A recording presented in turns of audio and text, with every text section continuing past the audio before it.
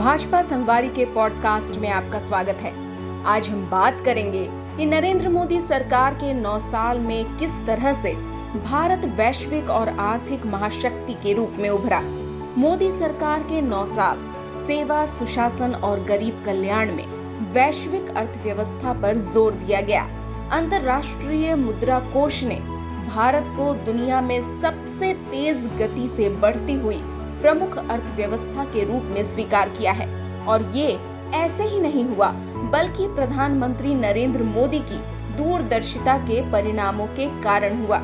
वैश्विक अर्थव्यवस्था के लिए पिछले कुछ वर्ष बड़े ही चुनौतीपूर्ण रहे हैं, क्योंकि दुनिया भर की आर्थिक गतिविधियां कोविड-19 महामारी और रूस यूक्रेन संघर्ष होने जैसी बड़ी घटनाओं से उबर रही है।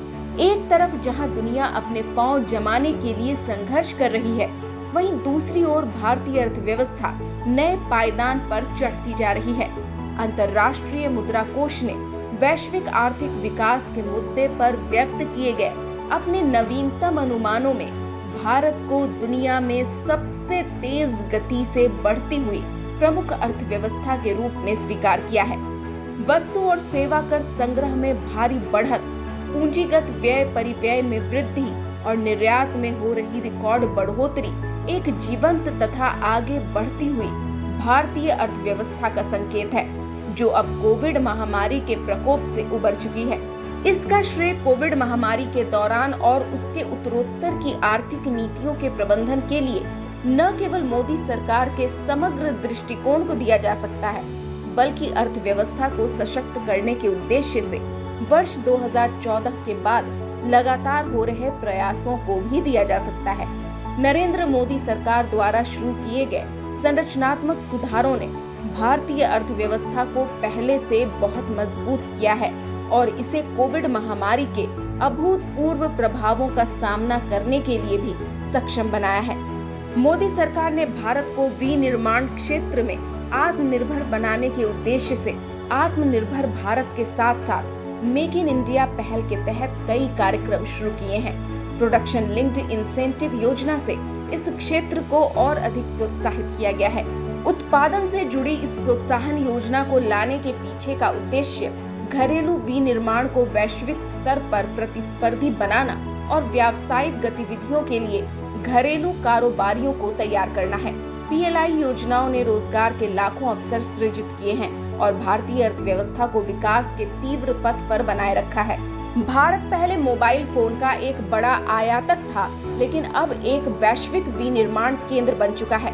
साल 2014-15 में मोबाइल फोन का उत्पादन लगभग 60 मिलियन होता था, जो बढ़कर वर्ष 2021-22 के दौरान लगभग 310 मिलियन हो गया है। मोदी सरकार ने सूक्ष्म, लघु एवं मध्यम उद्योग क्षेत्र को अपनी आर्थिक नीतियों का केंद्र बिंदु बनाया है। कोविड महामारी के दौरान सरकार की आपातकालीन क्रेडिट लाइन गारंटी योजना ने 1 करोड़ से अधिक सूक्ष्म, लघु एवं मध्यम उद्यमों को सहायता प्रदान की थी और उन्हें संभवतः स्थायी रूप से बंद होने से बचाया था।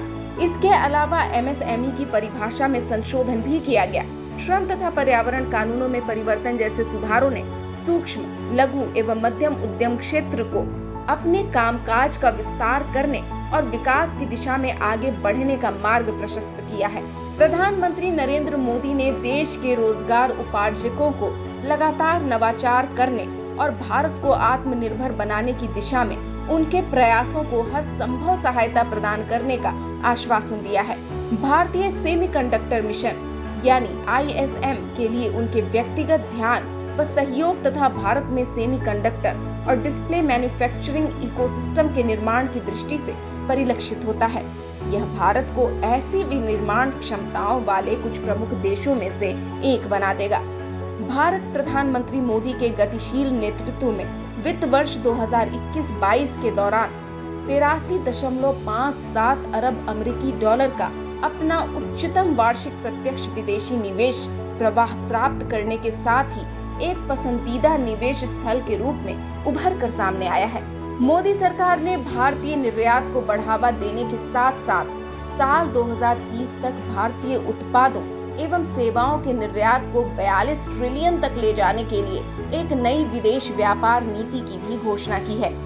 भारतीय अर्थव्यवस्था में पिछले 9 वर्षों के दौरान एक उल्लेखनीय परिवर्तन देखा गया है और इसका प्रभाव समाज के विभिन्न वर्गों के भीतर स्पष्ट रूप से देखा जा सकता है।